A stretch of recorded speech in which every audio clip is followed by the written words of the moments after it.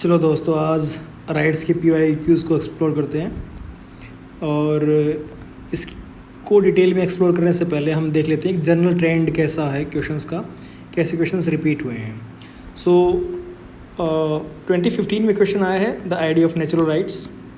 ये रिपीट नहीं हुआ है। 16 में क्वेश्चन आया the implementation of human rights is regarded as matter of changing the conduct of state.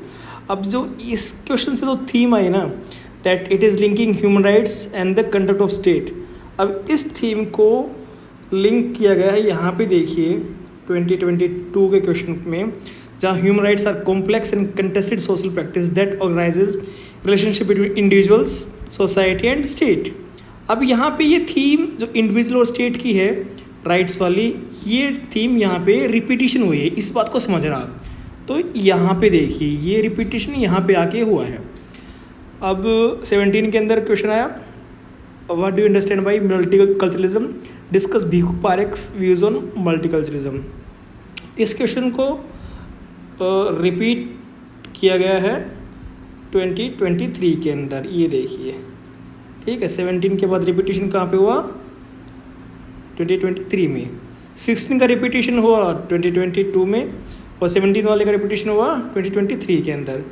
अब क्वेश्चन आया है नेक्स्ट 18 में what do you understand by 3 generation of human rights. ये रिपीट नहीं हुआ है अभी तक। फिर discuss the doctrine of rights as terms, इसका भी रिपीटिशन नहीं हुआ है, ये भी एक थीम है। Fine. Then can there be an universal conception of human rights. अब इस क्वेश्चन को बार बार डिफरेंट तरीके से चेंज किया गया है। अब यहाँ पे जब भी universal conception of human rights की बात आएगी ना, तो यहाँ पे कल्चर, रिलेटिविज्म और universal conception of human rights, ये 2 डायमेंशंस के बीच में डिबेट होती है। तो इसका एक डायमेंशन यहाँ पे पूछ लिया, अगली बार ये यहाँ पे पूछ लिया 2022 में, और उसके बाद में अगेन इसको 2024 के अंदर दोनों को इकट्ठा पूछ लिया। Debate on human rights is caught between the limitation of both universalism and cultural relativism. इस डिबेट को ही इंटायरली 2020 में 20 मार्कर्स में पूछ लिया। तो ये बेसिक अंडरस्टैंडिंग है जो हमने देखा कि कैसे थीम रिपीट्स होती हैं। अब ये और जो बाकी डायमेंशन हैं, ये भी रिपीटिशन होने के इनके चांसेस हैं। तो ये हमने यहाँ से समझ लिया कि क्वेश्चंस रिपीट होते हैं, उनको प्रिपेयर कर लेना चाहिए, उनकी डायमेंशंस को एक्सप्लोर कर लेना चाहिए। This is one of the most significant aspect of doing PYQs। उससे हेल्प क्या होगी कि आपको जल्दी से अपने इंट्रोडक्शन और कंक्लूजन प्रिपेयर होंगे आपके, तो आप उसको जल्दी से लिख सकते हो without much of the thinking and deliberation. That is the most significant benefit you are going to get. Second one क्या होगा कि आपके पास themes होंगी, ये सारी themes आपके पास हैं जो इस topics पे पूछी गई हैं, ओके, राइट्स के ऊपर जो है पूछी गई हैं।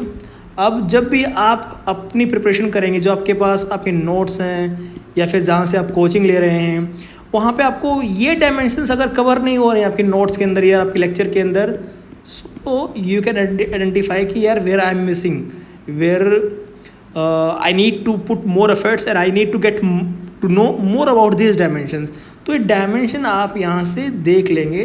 so these dimensions are going to make your preparation holistic. Now explore the different dimension of this topic called rights. ये तो मैंने आपको बता दिया कि कॉन्सेप्ट्स और कीवर्ड्स पे ध्यान रखना है आपको। थ्योरी कौन से अप्लीकेबल हो रही है उसके अंदर, ये आपको याद रखना है। उसकी डायमेंशन निकालनी है एक पर्टिकुलर चीज़ की। देन रिपीटिशन ऑफ थीम हमने देख लिया कैसे रिपीट हो रही है, और जो भी स्कोप हो कंटेम्प्रेरी एग्जांपल्स का वो वहाँ पे लगा देने हैं। So now question is the idea of natural rights. तो आइडिया ऑफ नेचुरल राइट्स हमको लिखना है। अब आइडिया ऑफ नेचुरल राइट्स क्या है, पहले तो हम बताएंगे कि व्हाट आर द राइट्स।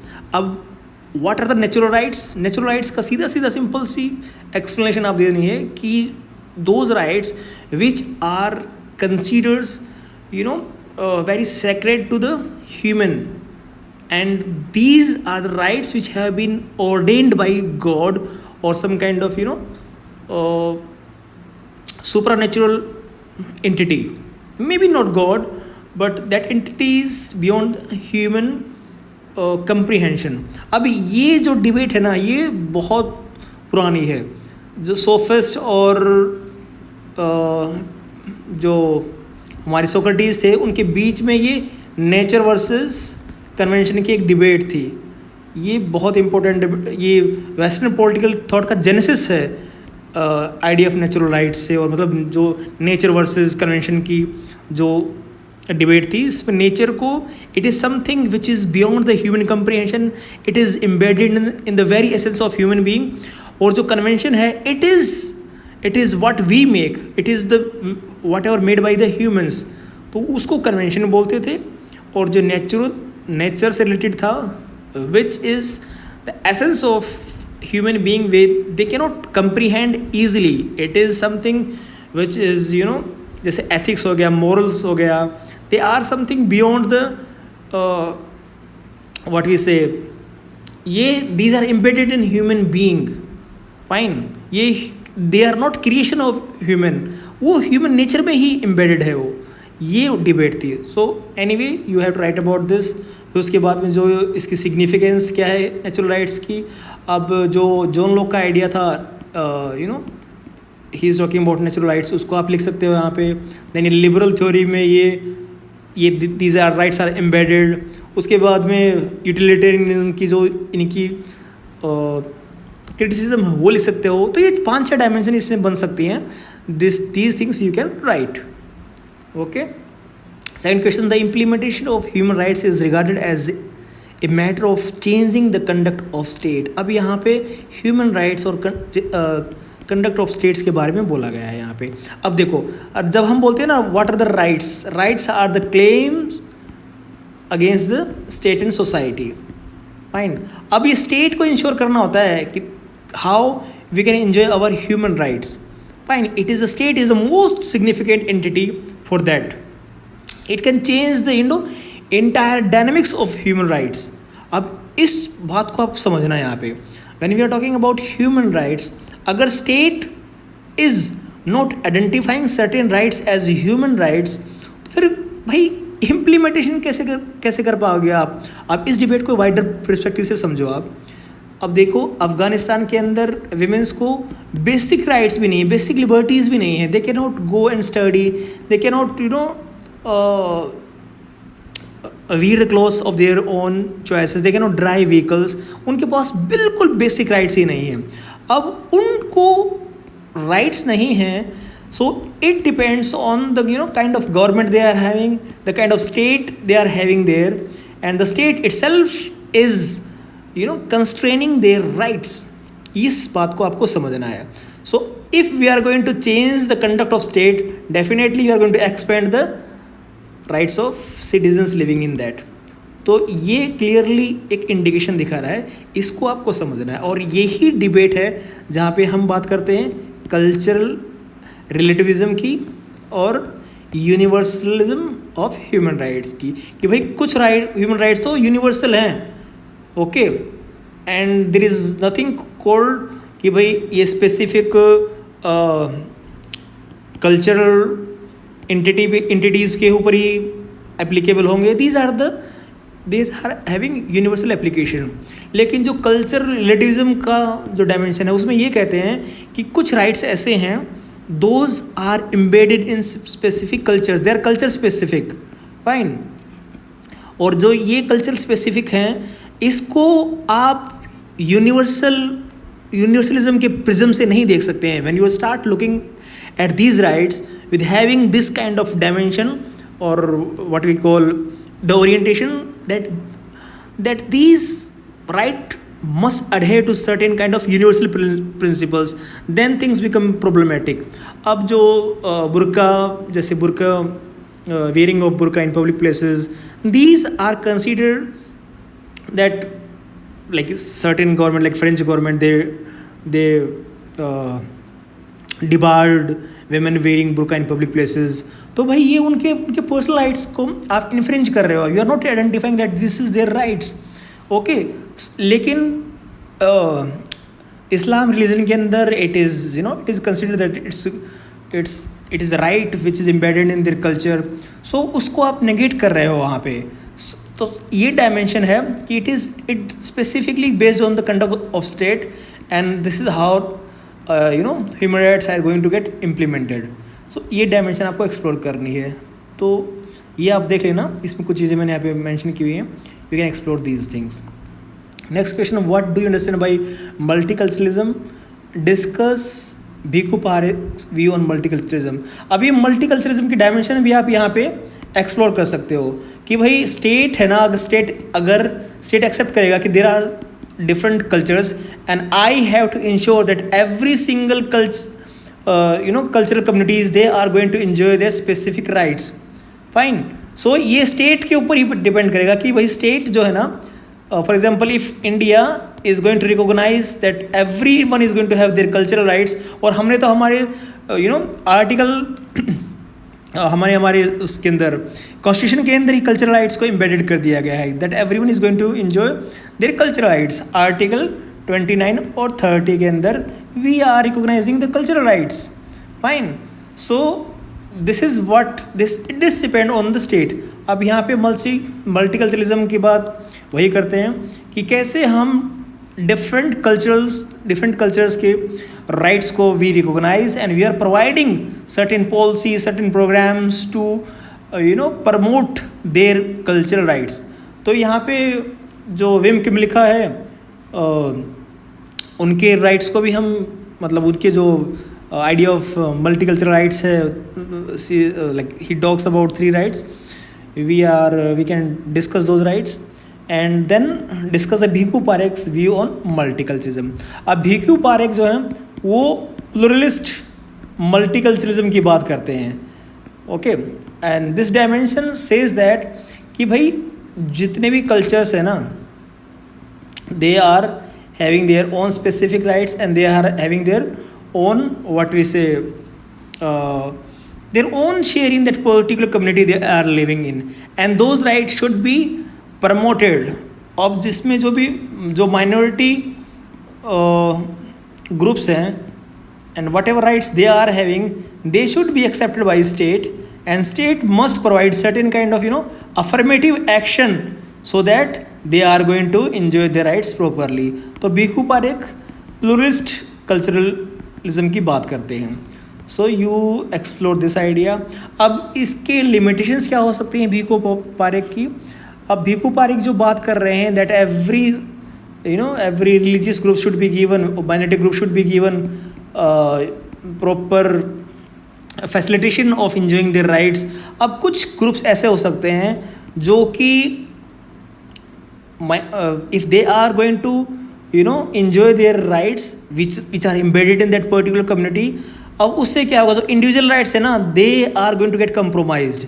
अब मान लो कुछ women हैं, they don't want to wear the burqa, but these are being imposed by that specific culture or maybe religious domination. अब उनके ऊपर अगर impose किया गया तो individual rights get infringed. समझ रहे हो आप? तो ये जो tension है it get created, यही है इस dimension का flaw. तो इसी में ही balance create करना होता है. This is how you can give way forward for that.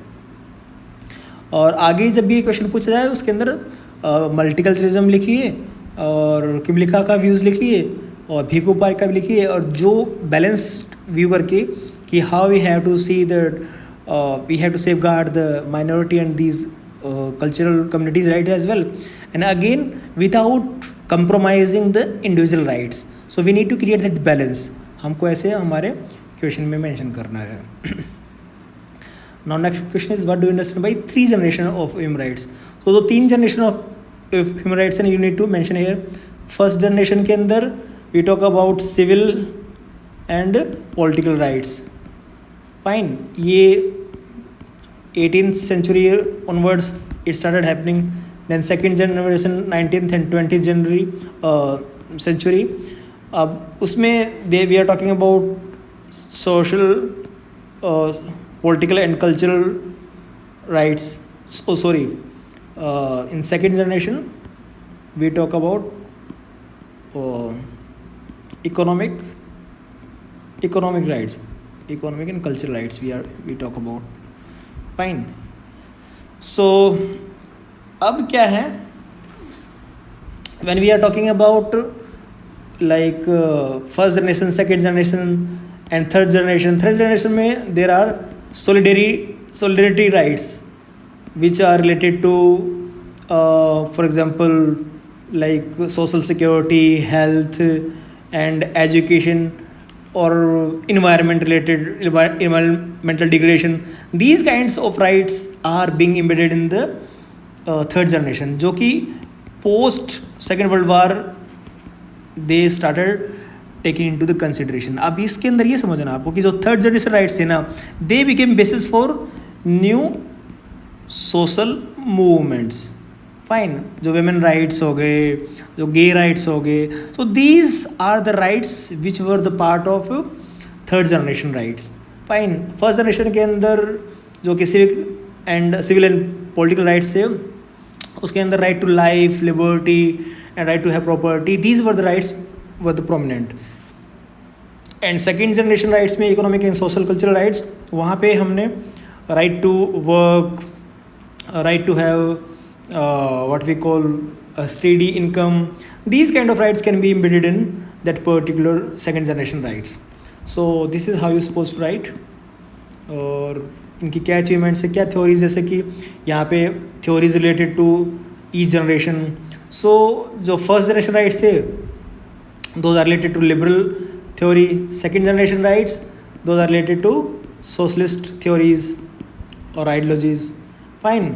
Third generation जो राइट हुए वो व्हाट वी से not specific theories, but we would call that they were related to, you know, the concerns of global south and marginalized sections. Fine. So ये चीज़ें थी जो third generation right के अंदर they got more prominence. Next question is discuss the doctrine of rights as terms. So ये Dworkin ने concept दिया था rights as terms, and he is considering rights, giving rights the most important what we call prominence in the is his political theory. अब वो ये कहना चाह रहा है कि भाई जो राइट्स है ना वो इंडिविजुअल्स का मोस्ट सिग्निफिकेंट पार्ट है, and he is talking about individual rights. Fine, he is talking about individual rights, he is not concerned about the community right as such. What utilitarian says that you know, for larger community good we can sacrifice those individuals which are lesser in numbers. यहाँ पे ये कह रहा कि नहीं भाई, सब individuals के राइट्स को हम we are going to give, you know, the prominence. We are not going to sacrifice individual rights for others. So this is the significance of this particular thing.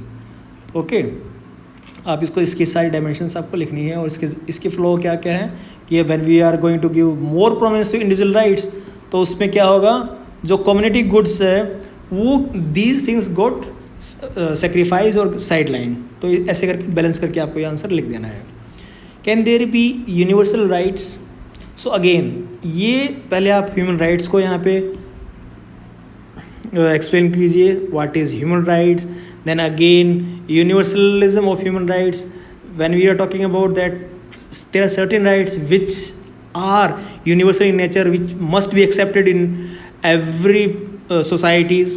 So this is contested because certain societies, certain states, they are not accepting those rights to be applicable in their context. अब जैसे कि Asian values का idea of Asian values था, उसके अंदर ये बोला गया that Asian continent have their own, you know, own cultures, their own idea of rights, and those rights which are being accepted by, or which values which are accepted by Western countries, they should not be imposed on Asian countries. So उसी sense में ये है कि भाई देखो, human rights ऐसा नहीं कि यूनिवर्सल हैं, डिफरेंट कल्चर्स में different ideas about rights. So we should not impose, ये एसेंस था इस पर्टिकुलर डायमेंशन का. तो आप यहाँ पे इसको बैलेंस करके लिख सकते हैं इस आंसर को. Again dimension of multiculturalism can be written into this, और ऐसे करके आपका ये एक होलिस्टिक आंसर बन जाएगा. सो अगेन ये रिपीटिशन हो गई. कल्चरल रिलेटिविज्म के बारे में पूछ लिया क्योंकि अगर ये यूनिवर्सलिज्म के बारे में आप लिखोगे तो जाहिर सी बात है ये डायमेंशन आपको पक्का ही लिखनी है। अगर ये क्वेश्चन आ जाएगा तो उसमें हम यूनिवर्सलिज्म ऑफ ह्यूमन राइट्स की डायमेंशन हम डालेंगे। तो ये कम्प्लीमेंट्री है, एक दूसरे की जगह आपको लिखना ही लिखना है। Then you balance this answer, fine. अभी इसमें ये डायमेंशन है कि is it related to multiculturalism in any manner. देखिए ये दोनों ही है ना कल्चरल डाइवर्सिटी को आइडेंटिफाई करते हैं कि भाई कल्चरल डाइवर्सिटी एग्जिस्ट। अब cultural relativism is focusing on that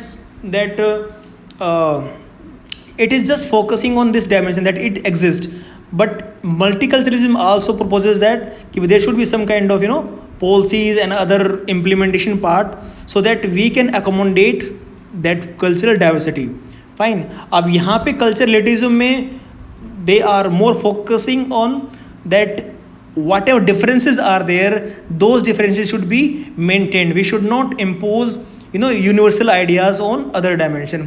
लेकिन मल्टीकल्चरलिज्म में अपार्ट फ्रॉम दिस प्लूरिस्ट मल्टीकल्चरलिज्म जो कि हमारे बीकू पारिक जी बोलते हैं, उसके अलावा जैसे लिबरल मल्टीकल्चरलिज्म है उसमें एक्सेप्ट किया गया है कि भाई सभी को सबके जो माइनॉरिटी राइट्स वगैरह हैं they should be accepted wholeheartedly, they should not be any kind of means they are also accepting that certain rights are basic human rights, and apart from that all the minority rights should be accepted as per the given condition। तो ये dimension यहाँ पे explore की जा सकती है। Next, human rights are complex and contested. यहाँ पे कंटेस्टेड है ये, ओके ये आप देख लेना, contested practice that organizes relationship between individual, society and state. अब ये डायमेंशन तीनों में समझना आप, इंडिविजुअल्स राइट्स क्लेम्स करते हैं against society and state, fine. अब स्टेट के पास क्या होती है, पावर होती है, fine. State is going to safeguard individual rights against society and against itself. So यहाँ पे कॉम्प्लेक्स एंड कंटेस्टेड, अब यहाँ पे आप जो यूनिवर्सलिज्म वाला भी डायमेंशन लिख सकते हो और कल्चरल रिलेटिविज्म वाला डायमेंशन लिख सकते हो कि इंडिविजुअल्स के भाई कुछ राइट्स ऐसे हैं जो स्टेट तो मानना नहीं चाहता है, fine, because of its idea of cultural relativism that these rights are not applicable to us, but individuals is saying that I have these rights being a human, these are my natural rights। so ये जो debate है universal rights की, universalism and cultural relativism की, this dimension can be linked here. जैसे society बोल रही है कि यार वी आर नॉट एक्सेप्टिंग, कुछ विमेन हैं बोल रही हैं कि हमको सबरीमाला टेम्पल के अंदर विजिट करना है, हमको सबरीमाला में जाना है, but society is saying that no you are not having that kind of right. अब स्टेट का पिक्चर इसमें आता है कि how state is going to entertain this kind of particular demand from the individuals, fine.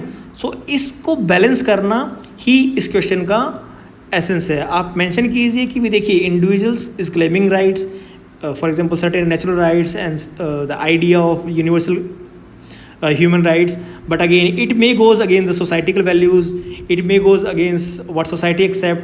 तो वहाँ पे आप लिख सकते हो यूनिवर्सल कल्चरल रिलेटिविज्म के बारे में, then how state is going to tackle this thing, और उस डायमेंशन को आप ऐसे 3 सेगमेंट्स में बांट सकते हो।